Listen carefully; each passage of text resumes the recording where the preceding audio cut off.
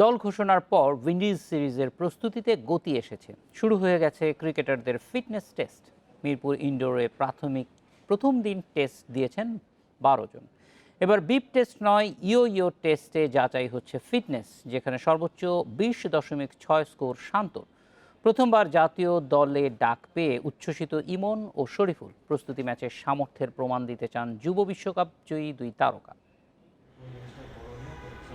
মাশরাফিকে ছাড়া দল ঘোষণার রেশ কাটেনি।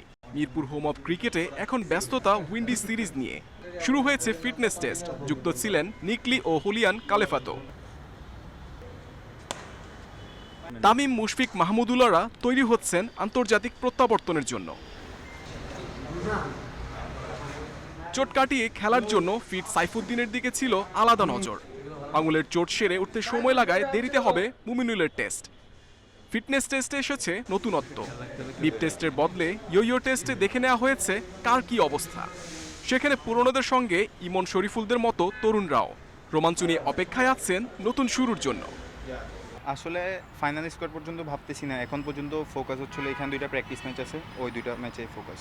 এটা আমরা এইচপিতেও করছি, এইচপিতে ফার্স্ট টাইম করছি, তো আজকে আবার সেকেন্ড টাইম করছি, তো আলহামদুলিল্লাহ ভালো হয়েছে। চিন্তা ভাবনা এখন যেরকম আছে যে আমি প্র্যাকটিসে ভালো করব, ক্যাম্প ভালো করব, যদি ন্যাশনাল টিমে থাকে তো ইনশাল্লাহ আবার ভাইয়ের সাথে খেলে একটা ভালো জুটি দেওয়ার চেষ্টা করব।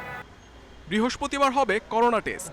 নেগেটিভ রিপোর্ট নিয়েই জৈব সুরক্ষা বলে ঢুকবেন ক্রিকেটাররা। রোববার থেকে শুরু অনুশীলন। Muhammad Nazim, independent news, Dhaka.